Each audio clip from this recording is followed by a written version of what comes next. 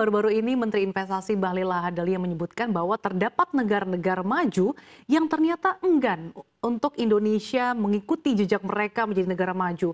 Terutama karena Indonesia mengejarkan hilirisasi dan juga menyetop pasokan mineral mentahnya. Sebetulnya apa sih yang Anda lihat? Apakah ini menjadi jalan bebas hambatan bagi tanah air untuk menjadi negara maju atau justru menjadi jalan terjal bagi tanah air karena dipersulit oleh negara-negara maju?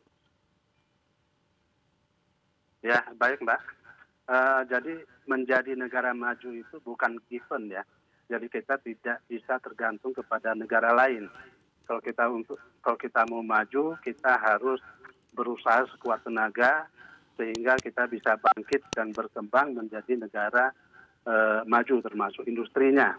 Nah, jadi apa yang harus kita lakukan adalah yang pertama, kita harus mengembangkan sumber daya manusia yang unggul, kerja keras, disiplin, ya, jujur. Nah, kemudian yang kedua, penguasaan teknologi. Nah, saat ini kita masih tergantung dengan teknologi dari luar negeri. Nah, inilah saatnya kita harus mandiri secara teknologi. Kemudian juga kita harus mengembangkan infrastruktur yang masif untuk mendukung industri. Nah, salah satunya adalah misalnya jalan, pelabuhan, kemudian energi, listrik, air dan sebagainya. Nah, kemudian kita juga harus kembangkan pasar dalam negeri sebaik mungkin. Kita negara terbesar populasi penduduknya yang keempat di dunia. Jadi ini harus kita manfaatkan. Nah, sehingga kita bisa mengembangkan pasar sebaik mungkin. Nah, kemudian juga kita harus mengembangkan energi ya, sumber energi. Nah, sehingga industri siap untuk memanfaatkan energi tersebut sebagai salah satu sumber energi yang diperlukan. Jadi memang tidak ada yang mudah untuk menjadi negara maju. Nah, pemerintah dalam hal ini harus ikut turut serta membangun infrastruktur yang dimaksud tadi. Kita lihat contoh seperti negara China misalnya. Mereka mengembangkan infrastruktur itu 50 tahun ke depan. Nah, sehingga mereka begitu industrinya masuk, mereka sudah siap dengan sistem perkotaan, kemudian telekomunikasi, jaringan air, listrik, dan bahkan jalan tol mereka sudah siapkan. Nah, ini yang harus kita contoh sehingga negara kita pun bisa menjadi negara maju seperti yang dikatakan Pak Bahlil tadi.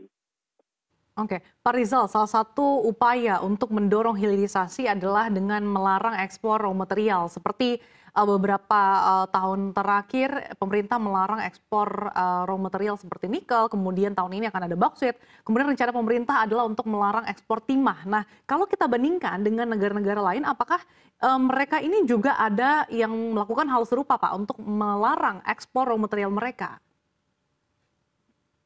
Sejauh ini saya belum melihat ada negara lain yang memang menghentikan ekspor secara total ya.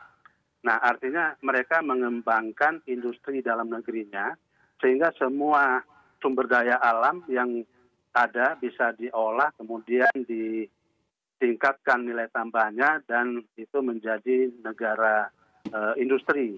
Nah, sehingga yang mereka ekspor adalah produk akhirnya atau hasil dari industri manufaktur. Nah, ini yang harus kita contoh ya.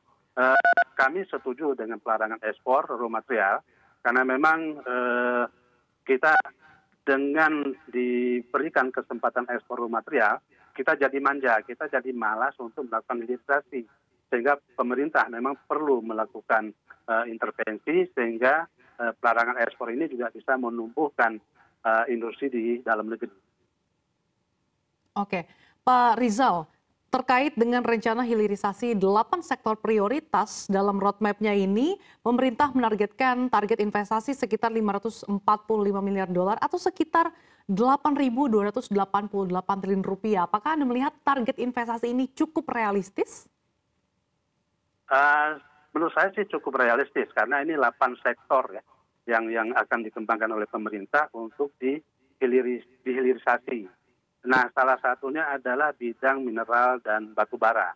Ini cukup besar peluangnya, seperti yang sampaikan Pak Menteri Bahlil tadi, bahwa memang potensi di mineral dan batu bara itu cukup cukup besar kalau kita ingin melakukan hilirisasi. Nah, tetapi ini tidak boleh berhenti hanya di Kementerian SDM saja.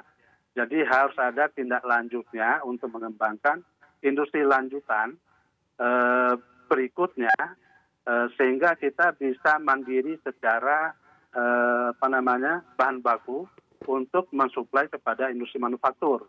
Nah, ini baru kita sebut bahwa kita bisa melakukan hilirisasi secara baik. Nah, kemudian juga nanti harus dikembangkan industri manufaktur yang pada akhirnya kita akan